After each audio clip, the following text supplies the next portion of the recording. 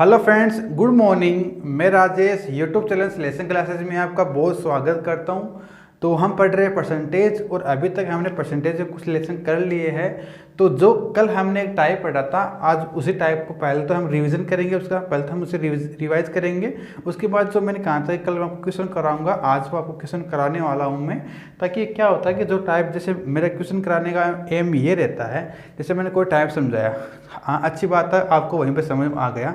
But उसके बाद अगर हम 2-4 क्वेश्चन उसे कर ले तो टाइप आपके बहुत ही परमानेंटली आपके दिमाग फिट हो जाएगा कि हमने इतनी देर पढ़ा है, वो हमने क्या पढ़ा है। ठीक है, तो इसलिए मैं 2-3 क्वेश्चन आपको करवा देता हूँ। वैसे आपको टेंशन लेने की आवश्यकता नहीं है। जो मिक्सअप क्वेश्चन होते हैं सभी टाइप को एक जगह इकट्ठा करके जो सभी क्वेश्चन आते हैं वो आपको मैं साथ करवा दूंगा, जैसे हमारी टाइप्स कंप्लीट होते हैं। तो हमने कल क्या पढ़ा था पहले वो देख लेते हैं, पहले उसका रिविजन कर लेते हैं हम। ठीक है, तो जैसे मान लिया एक क्वेश्चन लेता हूँ मैंने क्वेश्चन लिया कि कोई भी फैक्ट्री में काम करने वाले मजदूरों की जो आय है वो पहले ईयर बढ़ी थी 10%।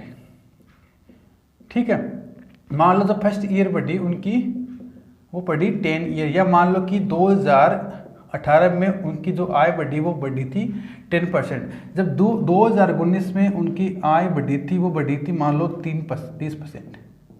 ठीक है, तो मजदूर की आय है वो पहले ईयर 2018 में बढ़ी थी, वो 10% बढ़ गई थी। वो तो 2019 में है, जब सेकेंड ईयर स्टार्ट हुआ तो उनकी ईयर क्या हुई, वो 30% इंक्रीज हो गई। तो अब उनकी कुल इंक्रीज, मतलब 2 सालों में उनकी कुल आय कितने % इंक्रीज हुई है वो हमें निकालना है। मतलब क्वेश्चन बोल रहा है कि आपको रिजल्ट परसेंटेज चेंज निकालना है, इतना सा काम करना बस। अब वो मैंने कल क्या बताया था, आपके पास 4 तरीके हो सकते हैं करने के। पहला तरीका मैंने क्या बताया, मान लो कि फैक्ट्री में काम करने वाले मजदूर की आय क्या है, अक्स है। ठीक है, फैक्ट्री में काम करने वाले मजदूरों की आय क्या है, अक्स है। उन पे हमने 10% इंक्रीज कर दी उनकी आय 2018 में। ये क्या है, 2018 में उनकी आय हमने क्या कर दी, 10% इंक्रीज कर दी। 2019 में क्या हुआ, उनकी आय थी वो 30% और इंक्रीज होगी। ठीक है, 2019 में। अब उनकी आय क्या है, अब उनकी आय है वाई। हमें फिक्स नहीं पता उनकी आय क्या है, बट हमने मान लिया है कि उनकी आय है वो है एक्स, और जो बढ़ने के बाद जो उनकी आय है वो क्या है, वाई है। ठीक है, इतनी सी बात आपको समझ में आ गई। हाँ, तब बहुत अच्छी बात है। अब हम क्या करेंगे, 0 से 0 कैंसिल, 0 से ये 0 कैंसिल, हमारे पास बचा क्या, एक्स इंटू 11 इंटू 13 अपॉन 100 बराबर वाई। ठीक है, y को इधर ले आओ, ध्यान रखना ये y यहाँ पे एक मल्टीपल में है, इधर आएगा तो कैसे में आएगा, ये डिवाइड में आएगा। डिवाइड में आएगा तो x को यहाँ पे इसके डिवाइड में ले आओ। अब मुझे बताओ ये अगर 100 इधर जाएगा तो ये किस में जाएगा, मल्टीपल में जाएगा, क्योंकि बेसिकली ये किस में है, डिवाइड में है। तो ये इधर किस में जाएगा, ये मल्टीपल में जाएगा। तो इसे हमने मल्टीपल में भेज दिया। जो ये है ये किस में चला जाएगा, ये चला जाएगा यहाँ पे डिवाइड में, क्योंकि ये x के क्या है, मल्टीपल में है। अब मुझे बताओ ये कितना हुआ, 143, क्योंकि ये क्या होता है 110 होता है, और उसमें क्या जोड़ते हैं हम 13 जब ऐड करते हैं तो ये होता है 133। सॉरी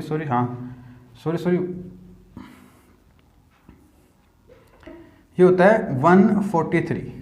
ठीक है, 143 हो गया। अब आपको समझ में आ गया कि अक्स की आय थी, जो मजदूर की काम करने वाले फैक्ट्री में काम करने वाले मजदूर की आय पहले क्या थी, वो 100 थी। देखो यहाँ पे मजदूरों की पहले आय कितनी थी, 100 थी। अब कितनी होगी, 143, 143 हो गई। तो कुल कितना % इंक्रीज हुआ 2 सालों में, वो हुआ 43%। कितना हुआ, 43%। ये तो हमारा टाइप नंबर 1 हुआ। अब मैंने आपको 4 टाइप बताए थे, आपको जो अच्छा लगे उससे कर सकते हैं, जो आपको इजी वे में लगता कि हाँ ये थोड़ा इजी है, इस क्वेश्चन में ये टाइप्स हमारा इजी रहेगा, वो आप टाइप अप्लाई वहाँ पे कर सकते हो। ठीक है, मैं आपको सभी टाइप यहाँ बता रहा हूँ। हम सेकेंड अगर टाइप की बात करें, अगर हम सेकेंड टाइप की बात करें तो मैंने कल क्या बताया था आपको, मैंने बताया था कि आप किसी भी संख्या को अज्यूम कर सकते हैं। मैंने माना कि फैक्ट्री में काम करने वाले मजदूर की आय क्या है, मैंने मानी 100 रुपये। कितने मानी, 100 रुपये मानी। तो पहले 2018 में उनकी आय कितने % इंक्रीज हुई, वो इंक्रीज हुई 10%। तो 100 का अगर 10% निकाले तो है 10 आएगा, और 10 हम 100 में जब ऐड करेंगे तो हमारे पास कितना आ जाएगा, 110 आ जाएगा। ठीक है, इतनी सी बात समझ में आई मेरे भाइयों? हाँ ठीक है, तब ठीक है। अब मुझे बताओ 110 तो 2018 में उनके कुल आय हो गई। अब 2019 आते आते क्या गया, फैक्ट्री वालों ने लाभ दे दिया कि आपकी आय क्या होती है, वो 30% और इंक्रीज कर दी जाती है।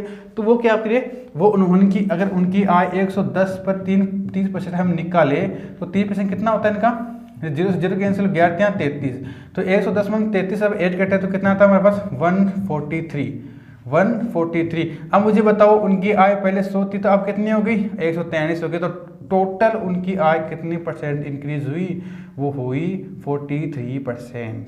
43% उनकी आय टोटल इंक्रीज हो गई। अब टाइप नंबर 3 देखो, मैंने आपको कल टाइप 3 क्या बताया था कि रिजल्ट परसेंटेज चेंज जब आए तो आपको सिंपल सा एक फॉर्मूला याद रखना है, A+B इंटू ए बी बटा 100। ठीक है, ए क्या है यहाँ पे 10 है, बी क्या है यहाँ पे 30 है, और इनका मल्टीपल करके 100 का इसमें डिवाइड कर दो तो 0 से 0 कैंसिल हुआ, ये कितना हुआ, 40 + 3 कितना हो गया, 43%। उनकी 2 सालों में आय कुल कितनी परसेंट बढ़ी, वो 43% इंक्रीज होगी। एक तरीका मैंने आपको और बताया था, वो बताया था रेशियो से। मैंने क्या बताया था आपको, रेशियो से बताया था कि 2018 में उनकी आय कितनी है और 2019 में कितनी हुई। ठीक है, 2018 में और 2017 में उनकी आय कितनी थी, क्योंकि 2018 में तो 3% बढ़ी और उनकी आय पहले बाद में 2019 में 30% बढ़ी। बट बढ़ने से पहले मान लो कि 2017 में उनकी अक्स थी, मैंने बताया था तो 2 सालों की बात करें तो बीच वाले को क्या करना, आपको हटा देना है। मुझे बताओ पहले 10% इंक्रीज हुई, मैंने यहाँ पे 10% इंक्रीज कर दिया। ध्यान रखना मैंने कैसे किया, 10% की फ्रैक्शन वैल्यू मैंने वो समझा दिया क्या होती है, A/10 होती है। ठीक है, मैंने बताया था अगर इंक्रीज की बात करो 10 में 1 जोड़ देना है, अगर डिक्रीज की बात करें तो 10 में 1 घटा देना है। अब क्या क्वेश्चन को बोल रहा है, 3% और इंक्रीज होगी। 30% की फ्रैक्शन वैल्यू क्या होती है, 3/10। ठीक है, तो है कितनी, 10 और कितनी हो गई, 13 हो गई। अब मुझे बताओ इसे मल्टीप्लाई कर दो 100 और ये कितना आ गया, 143। तो ध्यान रखना कितनी परसेंट इंक्रीज हुई, 43%। ये क्या हो गई, इंक्रीज हो गई। तो टोटल इंक्रीज कितनी हुई हमारी आय, 43% हो गई। ये हमारे पास 4 टाइप्स थे, मैंने आपको अच्छी तरीके से कल समझा दिया था। आज भी मैंने इसका रिविजन करवा दिया है ताकि ये आपको अच्छी तरीके से समझ में आ जाए। ठीक है, तो ये हमारा टाइप था। आज इसमें हम थोड़ी बहुत क्वेश्चन करेंगे ताकि ये टाइप आपको अच्छे तरीके से समझ में आ जाए। ध्यान रखना अगर आपको कुछ भी अगर यहाँ पे बोर्ड पर दिखाई नहीं दे रहा है तो मैंने बोल दिया इन चीज़ों को, आप खुद समझदार हो, वो चीज़ें आप नोट कर लेना। ठीक है, जैसे अगर नीचे दिखाई नहीं दे रहा है तो कोई दिक्कत नहीं है, मैंने बोल दिया है। ठीक है, अब चलते हैं हमारे क्वेश्चन की तरफ कि हम कैसे करेंगे। हाँ, आपको कुछ और समझा देता हूँ, उसमें कुछ अलग प्रकार से क्वेश्चन आएंगे, वो भी मैं आपको समझा देता हूँ।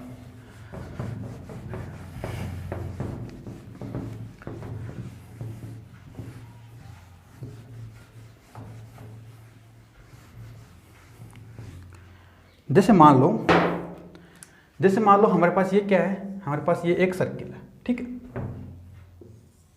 मान लो हमारे पास ये क्या है, एक सर्किल है। मैंने लिखा है यहाँ पे सर्किल की जो रेडियस है, त्रिज्या, वो कितनी है, माना मैंने कितनी है, r। ठीक है, अगर मैं सर्किल की मैं देखो सरकमफ्रेंस वो कितनी है, मैंने माना वो है सरकमफ्रेंस परिधि होते हैं 2πr। ठीक है, अगर मैं डायमीटर की बात करूं वो कितनी है यहाँ पे, 2r। ठीक है, डायमीटर का मतलब होता है व्यास। जो मेरे हिंदी मीडियम वाले स्टूडेंट है उनका मतलब व्यास होता है, ये क्या है, परिधि। ठीक है, सरकमफ्रेंस होती है परिधि। अगर मैं इसके एरिया की बात करूं, एरिया में क्षेत्रफल, तो कितना होता है सर्किल का एरिया, वो होता है πr²। ठीक है, ये इसका एरिया होता है। रेडियस होती है, सरकमफ्रेंस मैंने बता दी, डायमीटर आपको पता चल गया, और एरिया क्या होता है। अब यहाँ से एक क्वेश्चन पुटअप होता है जो हम टाइप पढ़ रहे हैं उसी में से। जैसे मान लो आपके पास क्वेश्चन आया, अगर इफ रेडियस इज इंक्रीज्ड, मान लो कि उन्होंने क्या किया, 10% इंक्रीज कर दी। मान लो कि रेडियस है वो 10% इंक्रीज कर दी, तो सरकमफ्रेंस पर क्या इफेक्ट पड़ेगा। इतनी सी बात उन्होंने पूछ ली कि सर्कमफ्रेंस में क्या इफेक्ट पड़ेगा। तो अब ये चीज़ आपको मैं समझाने वाला हूँ, ध्यान दो। यहाँ पे जो हमारा रेडियस है, जो रेडियस वो क्या है, वो r मानी मैंने, जो सर्कमफ्रेंस है वो क्या है 2πr है, और जो हमारा डायमीटर है वो क्या है यहाँ पे 2r है, और जो हमारा एरिया है वो क्या है यहाँ पे, वो है πr²। ठीक है, इतनी सी बात समझ में आई आपको। अगर मैं रेडियस को चेंज करता हूँ, तो यहाँ पे ध्यान रखना, अगर एक आपको r मिले तो ध्यान रखना वो 10% दिया हुआ है, तो रेडियस कितने चेंज होगी, 10% चेंज होगी। अगर क्वेश्चन बोले कि रेडियस 10% चेंज होती है, तो यहाँ पे r को चेंज कर रहा है 10%, तो यहाँ पे भी 10% ही चेंज होगा। ये बात हमेशा ध्यान रखना आपको। सर्कमफ्रेंस की बात करें, ध्यान रखना सर्कमफ्रेंस में 2 क्या कांस्टेंट होता है, पाई भी क्या होता है, कांस्टेंट होता है। तो बचा क्या r क्या हो रहा है 10% क्या हो रहा है, चेंज हो रहा है, तो ये सर्कमफ्रेंस भी क्या होगी हमारी, वो 10% ही चेंज होगी। डायमीटर ध्यान रखो, डायमीटर भी क्या है, ये कांस्टेंट है, तो बचा क्या r, अगर r 10% इंक्रीज कुछ भी चेंज हो रहा है, तो यहाँ पे डायमीटर भी क्या होगा, डायमीटर भी ही 10% ही चेंज होगा। ठीक है, अब बात करते हैं एरिया की। पाई क्या है यहाँ पे, पाई कांस्टेंट है, पाई का यहाँ पे कांस्टेंट है, बट यहाँ पे क्या है r² की जो त्रिज्या है, जो हमारी त्रिज्या है वो 10% परिवर्तन हो रही है, तो यहाँ पे 10% परिवर्तन नहीं होगी। ध्यान रखना, यहाँ पे आपको 2r मिलते हैं, तो आपको 2 बार आपको क्या करना, परिवर्तन करना है। तो सिंपल सा, अगर कंजर्वेटिव 2% आ जाते हैं, तो मैंने बताया था कि जो रिजल्ट परसेंटेज चेंज क्या होता है हमारे पास, वो ये होता है a+b ab/100। यहाँ पे कितना आ जाएगा 21%। तो चेंज होगा वो कितना होगा, 21% होगा। इसी तरीके से आपके पास वहाँ पे क्यूब मिलेंगे, आपको क्यूबॉइड मिलेंगे, आपको वहाँ पे आपको स्क्वायर मिलेंगे, आपको वहाँ पे जैसे बेलन ले लो वो मिलेंगे, सिलेंडर, ऐसी चीज़ें आपको मिलेंगी। तो 1-2 एग्जाम्पल ऐसे मैं और करवा देता हूँ, ताकि ये जो टाइप्स आपको अच्छे तरीके से समझ में आ जाए। तो ये कल मैंने पढ़ाया था, उससे में आता है। ठीक है, जैसे मैंने मान लो इस बार मैंने लिया, जैसे मैंने मान लो आपको 1-2 एग्जाम्पल करवा दूंगा, ताकि जो मैंने क्या बताया वो आपको अच्छे तरीके से समझ में आ जाए। ठीक है, जैसे मैंने एक एग्जाम्पल लिया, अदर एग्जाम्पल की बात करें, जैसे मैंने एक अदर एग्जाम्पल लिया, मान लो ये क्या है, ये कि स्क्वायर, ये क्या है, एक वर्ग है। अब मुझे बताओ वर्ग की भुजा क्या है। यहाँ पे मैंने माना कि वर्ग की भुजा है वो है a, इसका विकर्ण कितना है, मैंने माना इसका विकर्ण है वो है √2a। ठीक है, अगर मैं इसका पैरामीटर या परिमाप देखूं, मैं इसका परिमाप देखूं, इसका परिमाप कितना आएगा 4a। ना परिमाप यहाँ से स्टार्ट करो, यहाँ पे a, फिर ये a, फिर ये a, फिर ये a, कितने बार हो गया 4 टाइम्स। तो परिमाप कितना हो गया 4 हो गया। अब मैं इसके एरिया की बात करूं, अगर मैं इसके क्षेत्रफल की बात करूं, तो कितना होता है इसका क्षेत्रफल a²। कितना होता है, यहाँ पे मैंने कैपिटल A लिया है, a²। तो अब ध्यान दो, अगर मैं विकर्ण को 20% इंक्रीज कर दूं, अगर मैं विकर्ण को 20% इंक्रीज करती हूँ, तो उसकी भुजा पे क्या इफेक्ट पड़ेगा। ध्यान दो, यहाँ पे 2 क्या है, √2 क्या है, कांस्टेंट। यहाँ पे √2 क्या है, कांस्टेंट। यहाँ पे हमें भुजा a का मान कितना मिला, हमें 20% इंक्रीज हो रही है। ठीक है, तो यहाँ पे a कितना है, यहाँ पे 20% इंक्रीज हो रहा है, यहाँ पे भी a है, यहाँ पे भी जो भुजा में चेंज होगा वो भी 20% होगा, यहाँ पे परिमाप में चेंज भी क्या होगा 20% ही होगा। लेकिन क्षेत्रफल यहाँ पे क्या है, a² है, तो यहाँ पे क्षेत्रफल में कितना परिवर्तन होगा, वो चेंज होगा। आपको सिंपल सा कुछ करना, a+ab+100 वाला हमें फॉर्मूला लगा देना है, और जो हमारा चेंज आएगा वो आपके सामने आ जाएगा। कितना आ जाएगा 44%। जो एरिया में चेंज होगा वो कितना होगा, वो यहाँ पे 44% ए चेंज होगा। जैसे अगर ये चीज़ें आपको समझ में नहीं है, जैसे मैं कोई मान लेता हूँ, जैसे मैंने इसके मान लिए, ये मान लो 10 है, ये 10 है, ये 10 है, और ये क्या है 10 है। ठीक है, इसकी भुजा क्या है, इसकी भुजा कितनी होगी 10। ठीक है, अब मुझे बताओ इसका परिमाप कितना हो गया, परिमाप हो गया इसका 40, और क्षेत्रफल होता है 100। ठीक है, इसने बोला विकर्ण, चलो विकर्ण के पास छोड़ते हैं, भुजा में अगर मैं यहाँ पे क्या करूँ 10% का इंक्रीज कर दूँ, अगर मैं प्रत्येक भुजा को 10% इंक्रीज कर दूँ, तो मुझे भुजा अब कितनी मिलेगी, मुझे भुजा अब मिलेगी 11। ठीक है, क्या मिलेगी 11 मिलेगी। अब इसका परिमाप कितना हुआ 4a, कितना हो गया 44। ठीक है, परिमाप कितना होगा 44 हो गया। बट अब मुझे क्षेत्रफल क्या मिलेगा 121, क्योंकि 11 का स्क्वायर कितना होता है 121 होता है। तो अब ध्यान दो, मैं अगर पूछूं तो परिमाप में क्या इफेक्ट पड़ेगा। परिमाप पहले 40 था, बढ़ाने के बाद 44 हो गया, कितना बढ़ा 4 बटा किस पे बढ़ा 40 से बढ़ा, और 100 से मल्टीप्लाई करो कितना परसेंट हमारे पास आएगा, ये हमारा 10%। क्या भुजा यहाँ पे कितने परसेंट बढ़ रही है 10%, सॉरी परिमाप कितना परसेंट बढ़ रहा है 10% बढ़ रहा है। अगर भुजा 10% बढ़ रही है तो परिमाप भी सेम 10% बढ़ रहा है, मैंने आपको पहले से बता दिया था। अब मुझे बताओ यहाँ पे एरिया कितना बढ़ रहा है, एरिया बढ़ रहा है 21%। मैंने बता दिया था कि 10% का जब एरिया की बात करें तो हम कितना बड़ा बढ़ाना है 2 टाइम्स, क्योंकि यहाँ पे आर स्क्वायर है तो कितने बार बढ़ जाएगा 2 टाइम्स बढ़ जाएगा। ठीक है, ये बात आपको समझ में आ जाएगी, मैंने आपको एग्जाम्पल तौर पर समझा दिया है। मैंने आपको एग्जाम्पल के तौर पर समझा दिया है कि किस प्रकार से वहाँ पे आपके क्वेश्चन पुटअप होंगे। ठीक है, अब ध्यान दो, जैसे एक और ले लेते हैं। जैसे मैं अगर बात करूँ, अच्छे तरीके से समझाएंगे, कोई दिक्कत वाली आपको कोई परेशानी नहीं आएगी आपको, और इस पर क्वेश्चन भी करेंगे। ठीक है, जैसे मैं अगर बात करूं, जैसे मैंने एक एग्जांपल लिया मैंने क्यूब का। मान लो ये को क्यूब है, ये क्यूब है, ये मान लो को क्यूबॉइड है।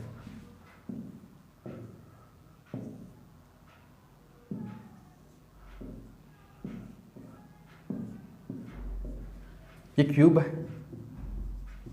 ये क्या है क्यूबॉइड। घन और घनाभ,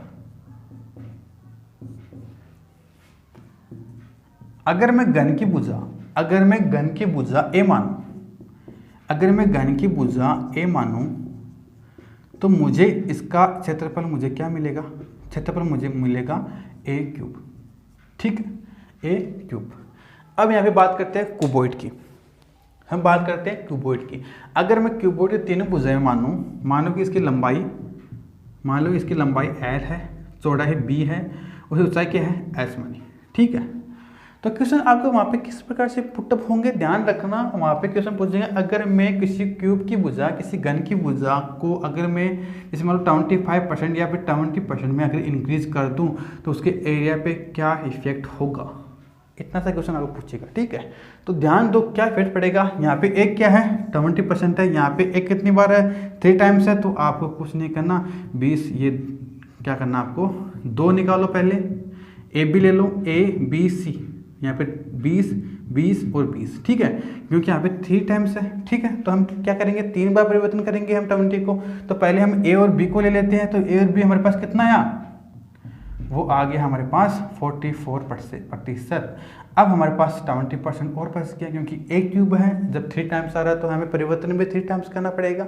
तो ध्यान दो, यहाँ पे हम क्या करेंगे, अब वापस से टोटल का कितना है 44%, तो 44 प्लस 20 प्लस क्या करेंगे हम 44 मल्टीपल 20 इंटू 100, ये हमारा रिजल्ट परसेंटेज चेंज का फॉर्मूला है। यहाँ पे हमने ये किया, ये कितना हुआ 64, ये कितना आया, ये अगर 5 है तो ये कितना आ गया 44/5, तो टोटल आएगा हमारा ये कितनी बार अप्रोक्सीमेटली नोट है कितना 9×45 आता है, तो 64 प्लस ये आएगा 8.9 के समथिंग आएगा, और इसमें जब ऐड करेंगे तो ये आएगा 73.9। तो जो हमारा टूल चेंज होगा वो कितना होगा, एरिया में क्या इफेक्ट पड़ेगा, सॉरी मैंने शायद कुछ गड़बड़ कर दी होगी यहाँ पे, नहीं सही है। तो एरिया में कितना इफेक्ट पड़ेगा, वो पड़ेगा 73.9। ठीक है, 73.9। अब ध्यान दो क्यूबॉइड में किस प्रकार से क्वेश्चन आते हैं। मान लो अगर इसे इस प्रकार से करो तो इस प्रकार से कर सकते हो, अगर आप इस प्रकार से करो तो इस प्रकार से जैसे मान लो कि आपको 20% है, 20% फ्रैक्शन वैल्यू क्या होती है a/5, पहले ईयर क्या बढ़ा 5/6, वापस क्या बढ़ा 5/6, वापस क्या बढ़ा 5/6, ये कितना हुआ 125, ये कितना हुआ 216, कितना बढ़ा यहाँ पे देख लो। ठीक है, क्योंकि यहाँ पे इनका डिफरेंस ले लेना और नीचे 125 इंटू आपको 100 से मल्टीप्लाई करना, जो आंसर विल बी 73.9। ठीक है, अब जान देखो क्यूबॉइड में कैसे क्वेश्चन पूछ जाते हैं आपको, क्यूबॉइड किस प्रकार से आएंगे। मान लो जैसे मैंने यहाँ पे कोई एग्जांपल लिखा, मान लो कि जो लंबाई को अगर हम 14c 2/7% अगर हम बढ़ाते हैं, ठीक है, ब्रेथ को हम क्या करते हैं, ब्रेथ को हम बढ़ा देते हैं 7c 9/13%। जो हाइट को हम क्या करते हैं, लंबाई ब्रेथ और हाइट को हम क्या करते हैं, हम बढ़ा देते हैं हाइट को 12c 1/2%।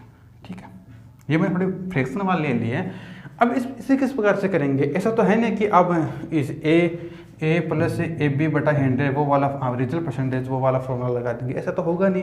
बट अब किसे करेंगे? अब ध्यान दो, मैंने आपको 4 टाइप्स बताए, तो कौन सा टाइप ईजी होता है? यहाँ पे मैंने बताया था रेशियो वाला हमेशा आपको ध्यान रखना, वो हमेशा ईजी रहता है।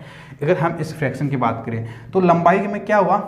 लंबाई में हुआ 14C 2/2 14C 2/7 क्या होगी हमारी? इंक्रीज होगी। सभी इंक्रीज की बात कर रहा हूँ, ठीक है, सभी में इंक्रीज की बात कर रहा हूँ। तो उसकी फ्रैक्शन वैल्यू क्या होती है? इसकी फ्रैक्शन वैल्यू क्या होती है? A/7, ठीक है। इसकी फ्रैक्शन वैल्यू क्या होती है? A/13। इसकी फ्रैक्शन वैल्यू क्या होती है? A/8, ठीक है। इतनी सी बात समझ में आई आपको, ठीक है। फ्रैक्शन वैल्यू मैंने आपको बता दी है, सभी आपको याद होनी चाहिए, ठीक है। अब इसकी फ्रैक्शन वैल्यू A/7, A/13 और A/8 होती है। तो मैंने कहा लंबाई मेरे पास पहले 7 थी, तो अब कितनी है? 8। पहले अगर मेरे पास जो ब्रेथ जो हमारी चौड़ाई थी वो कितनी थी? 13 थी, अब कितनी है? 14। अब हमारे पास हाइट क्या है? हाइट हमारे पास पहले 8 थी, तो अब कितनी है? 9, ठीक है। अब देखो यहाँ पे मुझे बताओ क्यूबॉइड का फॉर्मूला क्या होता है एरिया का? वो होता है लंबाई इंटू चौड़ाई इंटू ऊंचाई, ठीक है। इतनी सी बात होती है। तो यहाँ पे सभी को मल्टीपल कर दो आप। मल्टीपल करेंगे तो कितना होगा? 13 104। 104 को जब हम 7 से मल्टीपल करते हैं तो हमारे पास कितना आता है? यहाँ कितना? 728 और कितना? 728, ठीक है। ये नहीं दे रहा होगा आपको, बट कोई बात नहीं, ऊपर लिख लेना। आपको सिंपल सा कुछ नहीं करना है, ये आपके लिए छोड़ रहा हूँ, ठीक है। कुछ नहीं करना है, सभी को मल्टीपल करना है। इसका शायद मैंने बताया था 728 के समथिंग आएगा इसका, और इसका शायद 1100 कुछ आ रहा था। मुझे बताओ कितना इंक्रीज हुआ? यहाँ पे जो इंक्रीज हुआ वो लिखना है, बटा 728 लेना है, क्योंकि 728 से इंक्रीज हुआ उस 100 से क्या करना है? आपको मल्टीपल करना है। जो परसेंटेज आएगा वो आएगा हमारा पर कि उसका एरिया में कितना इफेक्ट पड़ा, ठीक है। यहाँ पे 3 टाइम्स लिया हमने, यहाँ पे भी मैंने 3 टाइम्स लिया। और ऐसा करना चाहते हो ऐसा भी कर सकते हो, और मैंने बता दिया कि क्वेश्चन को किस प्रकार से करना है, ठीक है। ये क्वेश्चन भी अक्सर आ जाते हैं, जो हमने कल टाइप पढ़ा था उसी के अंदर आते हैं ये टाइप भी। तो मैंने आपको अच्छी तरीके से समझा दिया है ये वाला टाइप भी। अब आगे ध्यान दो,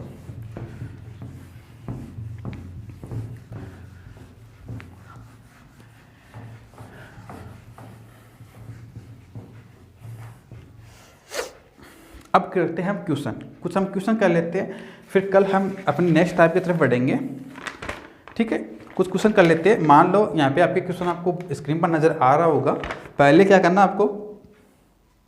पहले आपको वीडियो को पॉज करना है, फिर खुद को नई कोशिश करनी है पहले, और जब आपको आ जाए तो बहुत अच्छी बात है। अगर आपको नहीं आते तो भी अच्छी बात है, कोई वाली दिक्कत वाली बात नहीं है। आपको यहाँ पे मेरे आंसर देखना है, बिल्कुल आपको वहीं पे समझ में आ जाएगा अगर आपने पहले प्रैक्टिस की है तो, ठीक है। तो क्वेश्चन क्या है आपको स्क्रीन पर नज़र आ रहा होगा। रमेश ने अपनी आय का 10% अनाथालय में दान कर दिया, शेष का 20% बैंक में जमा किया। यदि अब उसके पास 4200 शेष है तो उसकी आय क्या है? क्वेश्चन क्या बोल रहा है? रमेश ने 10% क्या किया? उसने अनाथालय में क्या कर दिया? उसने अनाथालय में दान कर दिया, ठीक है। इतनी सी बात आपको समझ में आई। अब ये पूछ रहा है कि जब शेष उसके पैसा बचा, शेष उसके पास जो भी पैसा बचा उसने क्या किया? उसका 20% उसने क्या किया? बैंक में जमा कर दिया। उसने बैंक में जमा कर दिया। अब उसके पास कितने हैं? 4200 रुपये का शेष है, तो उसकी इनकम कितनी थी? एक क्वेश्चन बहुत इजी क्वेश्चन है, ज़्यादा हार्ड क्वेश्चन हमने नहीं लिया है। मुझे बताओ किससे करेंगे आप? आपके पास 4 ऑप्शन है, किसे करना पसंद करोगे आप? इजी कौन सा है आपके? इजी मैं सभी 4 टाइप यहाँ पे आपको करवाऊंगा। जो इजी होता है उसे आपको पुटअप कर लेना। वो एग्ज़ाम में आपको ध्यान रखना कि सर ने 4 टाइप बताए थे, उनमें कौन सा यहाँ पे इजी होगा। वैसे रेशियो वाला यहाँ पे इजी होता है, और जो मैंने सेकंड बताया था वो भी यहाँ पे इजी होता है, बट जो भी आपको इजी लगता है वो वहाँ पे आपको अप्लाई करना है, ठीक है। ध्यान रखो, ध्यान दो। पहले हम क्या करेंगे? मान लो रमेश की इनकम कितनी है? अक्स उसने उसका 10% अगर दान कर दिया। ध्यान रखना, अगर हम दान कर रहे हैं तो इसका मतलब हमारी इनकम कम हो रही है। ध्यान रखें, अगर हम दान कर रहे हैं तो हमारी इनकम कम हो रही है, तो 10% अगर हम दान करते हैं तो हमारे पास बचा कितना? 90% बच गया बटा 100। अब इसका ये पूरा शेष का ध्यान रखना, शेष का और टोटल में से फर्क होता है। मैं समझा देता हूँ शेष और टोटल। मान लो एक क्वेश्चन आपको ये बोल रहा है कि रमेश ने 10% अनाथालय में दान कर दिया और 20% उसने क्या किया? बैंक में जमा कर दिया। 20% उसने बैंक में जमा कर दिया। सेम क्वेश्चन आपको ये पूछ रहा है कि 10% उसने अनाथालय में दान कर दिया और 20% उसने शेष का 20% उसने शेष का 20% उसने बैंक में जमा कर दिया। अब इसमें डिफरेंस क्या है, ध्यान रखना अगर आप इसकी बेस वैल्यू 100 मानते हो, अगर आप किसी 20 वैल्यू 100 मानते हो तो अनाथालय में उसने कितने रुपए भेजे, अनाथालय में उसने 10% भेजा, इसका मतलब 10 रुपये भेज दिए उसने। ठीक है, अब ये बोल रहा है कि उसने बैंक में कितने भेजे, 20 रुपये पैसे जमा कर दिए, इसका मतलब उसने 20 रुपये वहाँ जमा कर दिए, तो उसने टोटल कितना जमा कर दिया, कितना खर्च कर दिया, 30 रुपये उसने खर्च कर दिए। ये तो हुआ बिना शेष वाली बात। अब शेष की बात, शेष वाली यहाँ पे बात करते हैं। तो मुझे बताओ उसके पास अगर 100 रुपये थे, 10% उसने, इसका मतलब 10 रुपये उसने अनाथालय में भेज दिए। अब शेष का, अब 10 तो भेज दिए, बचे बचे कितने उसके पास, 90 का 20% मतलब 18 उसने क्या किया, उसने बैंक में जमा कर दिए। तो अब बताओ उसने कुल खर्च कितने किए, 28, और उसके पास बचे कितने, 72। तो ये फर्क होता है यहाँ पे। शेष की बात करते हैं, इसका मतलब जो बच्चे उसमें से प्रतिशत निकालना है। अगर शेष वहाँ पे नहीं दिया हुआ है तो आपको जो मूल संख्या है उसमें से आपको प्रतिशत निकालना है। ठीक है, इतनी सी बात समझ में आ गई, हाँ तब ठीक है। अगर समझ में आ गई तो आपको फीलिंग लेनी है ऑफलाइन क्लास में, आपको अंदर से बोलना है हाँ। बाहर वाले पापा मम्मी बैठे हैं उनको सुन जाना चाहिए कि बच्चा हमारा पढ़ रहा है, जोर से बोलना हाँ सर हमें समझ में आ गई ये बात। ठीक है, तो मुझे बताओ यहाँ पे कि रमेश ने अगर 10% उसने कम हो गए उसके पास, तो बचे कितने उसके पास, 90 रुपये। ठीक है, 90 रुपये बचे। अब बताओ मुझे एक चीज़ बताओ, उसने शेष के बताए, तो अब उसके पास, अब उसकी इनकम कितनी है, अब उसकी इनकम क्या है, उसके पास बच्चे भी कितने रुपए, ये बच्चे उसके पास।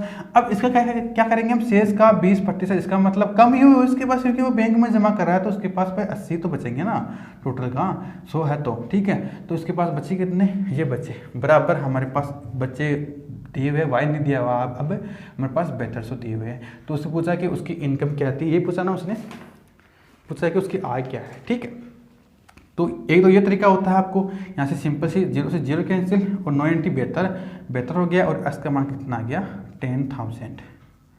ठीक है, ये तो एक अक्स का, ये तो हमारा फर्स्ट तरीका जो हमने सीखा था। अब सेकंड तरीका क्या होता है, देखो यहाँ पे सेकंड तरीका हमारे पास क्या था, मैंने एज्यूम किया कि उसकी रमेश की आय वो क्या है, 100 रुपये है। रमेश की आय क्या है, 100 रुपये। उसने क्या किया, 10% अनाथालय में उसने दान कर दिया, तो उसके पास बचे कितने, 90, 10% उसने दान कर दिया। ठीक है, अब उसने क्या किया, शेष का, जो ये शेष बच्चा है उसका 20% उसने बैंक में जमा कर दिया। तो 20% कितना होता है, 90 का 20% होता है 18। ठीक है, कितना होता है, 18 होता है। तो 18 उसने दान कर दिया, तो उसके पास बच्चे कितने, 72, और 72 का मान हमें दिया हुआ है 7200। तो मुझे बताओ, एक का ध्यान रखना, अगर ये से दिया हुआ तो 72 से 72 डाइट कट जाती है। जैसे पहले हम पढ़ा करते थे, अगर 5 रुपये में 25 पेन आते हैं तो 1 रुपये में कितने आएंगे, आएंगे 5। ठीक है, यही बात यहाँ पे है कि 72 का मान 7200 दिया हुआ है, तो 1 का मान कितना आएगा हमारे पास, 1 का मान आएगा 100। ठीक है, और हमें टोटल हमने इनकम कितनी मानी है, 100, तो यहाँ पे सिंपल 100 से मल्टीपल कर देना। ठीक है, तो जो हमारी आय आएगी वो कितनी है उसकी, 10,000। ठीक है, ये तरीका भी आपको समझ में आ गया होगा। ये तरीका ईजी है, पहले वाले कंपेरिजन में उसमें कटाबेटी बहुत ज़्यादा है। ठीक है, यहाँ पे सीधा सा आपको मान दिया हुआ था। अब देखो हमारे नेक्स्ट टाइप की तरफ, कि हमने तीसरा तरीका वो हमने क्या पढ़ा था। ठीक है, वो पढ़ा था हमने a+b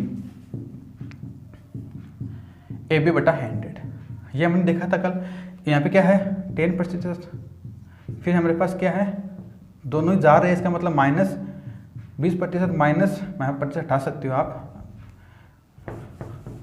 -10, -20 और माइनस प्लस हो जाएंगे, क्योंकि -10 दिया हुआ है और फिर से -20 दिया हुआ है। इसका मतलब ये क्या हो जाएंगे, प्लस हो जाएंगे। माइनस क्या होता है, प्लस होता है। तो -10 -20 प्लस के 2, तो बच्चे कितने हमारे पास, -28%। तो उसे अपनी आय में से कितना प्रतिशत खो दिया, उसने अपनी आय में से 28% खो दिया, तो बचा कितना परसेंट, 72% बचा है। और 72% की वैल्यू कितनी दी हुई है, 7200 दी हुई है। तो मुझे बताओ 100% की वैल्यू क्या हो जाएगी, 10,000। क्या हो जाएगी, 10,000, 10,000 हो जाएगी। ये हमारा तरीका हुआ थर्ड नंबर। ठीक है, अब देखो यहाँ पे तो नेक्स्ट जो लास्ट वाला तरीका हमने बताया था रेशियो वाला, वो क्या है, पहले उसने क्या किया, रमेश ने 10% फ्रैक्शन वैल्यू क्या होती है, a/10, और b से क्या होती है, a/5। रमेश ने पहले क्या किया, उसके पास 10 रुपये थे, 1 रुपये उसने दान कर दिया तो बचे कितने, 9 रुपये। ठीक है, 9 रुपये बच गए। बाद में क्या किया उसने, उसके पास टोटल 5 रुपये थे, उसने 1 रुपये दान कर दिया और बचे कितने, उसके पास 4 रुपये बचे। और यहाँ पे इसे मल्टीप्लाई कर तो 50, 9 चौक 36, तो 36 की वैल्यू यहाँ पे कितनी दी हुई है, पहले उसके पास अगर इनकम 50 थी तो अब उसके पास कितने रुपये बच रहे, 36 रुपये बच रहे। और 36 की वैल्यू हमें क्या दी हुई है, 7200 दी हुई है। तो इसी से भी क्या होगा, 100 की वैल्यू हमें निकालनी है, सॉरी हमें 50 की वैल्यू हमें निकालनी है, क्योंकि उसकी अब कितनी आय है, 50 है, तो ये कितना हो जाएगा, 10,000, 10,000। ठीक है, ये हमारा तरीका हुआ 4 नंबर। ठीक है, तो हमने 4 हमें टाइप्स पढ़े थे, वो अच्छे तरीके से, बहुत अच्छे तरीके से आपको मैंने समझा दिए है, बहुत ही अच्छे तरीके से। ठीक है, अब किसी को एक दिक्कत आती है तो ध्यान रखना, आपको फिर से रिविजन करना है। कल वाले वीडियो मेरे को जो प्रीवियस वीडियो था आपको फिर से देखना, उससे अगर समझ में नहीं आई, वैसे तो आपको 99% को ये चीज़ें समझ में आ गई होगी। अगर कोई मेरे भाई बहन 1% को बचा हुआ है, वैसे मेरे को पता नहीं बचेगा कोई भी। जो पिछले वाली वीडियो है आपको देखने की आवश्यकता नहीं पड़ेगी, पर फिर भी मान लो, क्योंकि मैथमेटिक्स पढ़ रहे हैं, मानना पड़ता है। किसी को समझ में नहीं आए तो ध्यान रखना, वहाँ पे जाके आप समझ सकते हो। ठीक है, तो नेक्स्ट क्वेश्चन क्या है, आकाश ने अपने धन का 15/2% खर्च कर दिया और शेष का 75% खर्च कर दिया, सॉरी दोनों ही खर्च कर दिया क्या, तो उसके पास 370 रुपये शेष बचे, तो उसका धन क्या था। आकाश ने क्या किया, आकाश ने क्या किया, आकाश ने ये काम किया कि पहले तो उसने क्या किया, पहले आकाश ने क्या किया, 15/2% उसने खर्च कर दिया। बाद में तो शेष इनकम थी उसका भी उसने 75% खर्च कर दिया। ठीक है, तो 15/2 की फ्रैक्शन वैल्यू क्या होती है, परसेंटेज का वैल्यू आपको मैंने मतलब बता दिया था, क्या होता है A/100। और यहाँ पे 5 से क्या हो रहा है, डिवाइड हो रहा है, तो 3 टाइम्स जाएगा, ये कितने जाएगा, ये जाएगा 20। तो इसके फ्रैक्शन वैल्यू क्या है हमारे पास, 3/40। तो क्वेश्चन ये कहना चाहता है, अगर पहले उसके पास 40 रुपये थे, तो अगर 3 रुपये उसने खर्च कर दिए तो बचे कितने उसके पास, 37।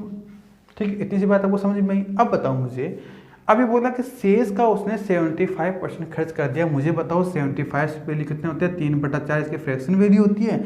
अगर उसके पास पहले 4 रुपये थे, अगर उसने 3 रुपये खर्च कर दिए तो उसके पास बचे कितने, 1 रुपये बचे। मल्टीप्लाई कर दो, कितना है 160, कितना है 37। तो ये बोल रहा है अब उसके पास अगर 370 रुपये है, अगर उसके पास अगर 370 रुपये है, तो पहले उसकी इनकम क्या थी, वो थी 1600 रुपये। कैसे निकाला मैंने, 370 है, 37 की वैल्यू 370 दी हुई है, तो 160 की वैल्यू क्या हो जाएगी, 1600 हो जाएगी। तो सिंपल क्वेश्चन था, कुछ नहीं करना। मुझे बताओ आकाश ने अपने धन को कितना खर्च किया, पहले तो उसने 15/2% खर्च कर दिया, 40 थी, 3 खर्च कर दिया, बची कितने 37। बाद में उसने क्या किया, 75% और खर्च कर दिया, तो यहाँ पे 75% उसने और खर्च कर दिया। तो इस प्रकार से हमने ये क्वेश्चन कर लिया, क्योंकि 75% और खर्च कर दिया, 4 खर्च कर दी, 4 में से 3 खर्च कर दी, बची कितनी 1 बच गई, सिंपल सा मल्टीपल कर लिया। और 37 की वैल्यू हमें 370 दी हुई, क्योंकि उसके पास अब पहले 160 थे, अब 37 रुपये है, तो उसने टोटल उसने दिया हुआ है कि जो अब शेष बचा है वो 370 रुपये बचा है। तो इस प्रकार से हम सोल्यूशन को कर लेंगे। ठीक है, तो नेक्स्ट क्वेश्चन है जैसे ये आपको 3 क्वेश्चन है, 3 क्वेश्चन आपको अपनी स्क्रीन पर नजर आ रहे होंगे। एक आयत की लंबाई 62 से A/2% बढ़ा दी जाए तथा चौड़ाई को 7 से 9/13% घटा दी जाए तो क्षेत्रफल में परिवर्तन ज्ञात करो। ठीक है, एक तो ये क्वेश्चन ए है, एक शहर की जनसंख्या प्रत्येक वर्ष 10% बढ़ती है, अगर 2 साल बाद जनसंख्या 1,21,000 हो तो वर्तमान जनसंख्या ज्ञात करो। एक ये क्वेश्चन। एक क्वेश्चन है, जयपुर की जनसंख्या पहले 20% बढ़ती है, दूसरे साल 25% बढ़ती है तथा तीसरे साल 30% घटती है, तो 3 साल बाद जनसंख्या ज्ञात करो यदि वर्तमान जनसंख्या 60,000 है तो। एक क्वेश्चन, किसी वर्ग का परिमाप 37 से A/2% तथा बढ़ाया जाए तो उसके क्षेत्रफल पे क्या परिवर्तन होगा। 3 क्वेश्चन आपको स्क्रीन पर नजर आ रहे होंगे। ठीक है, मैंने सभी क्वेश्चन बोल दिए हैं, बारीकी से आपको सभी क्वेश्चन आपको नजर आ जाएंगे। ठीक है, थोड़े बहुत स्किप कर लेना। तो ये क्वेश्चन आपके लिए होमवर्क है, घर से आपको करना है। अगर आता है तो बहुत अच्छी बात है, मैंने बताया आता है तो बहुत अच्छी बात है, नहीं आता तब भी अच्छी बात है। ठीक है, कल यह क्वेश्चन आपको मैं नेक्स्ट क्लास होगी जो हमारी, उसमें क्वेश्चन आपको करवा दूंगा। तो वीडियो कैसा लगा कमेंट बॉक्स में वो कमेंट करना है। तो अगर छोटा सा मैं इंट्रोडक्शन कर देता हूँ अपनी, तो अगर आप हमारे चैनल पर नए हो तो प्लीज़ चैनल को करना है सब्सक्राइब, वीडियो को लाइक करना है और हाँ शेयर तो सभी को करना ही करना है। तो have a nice day, good bye.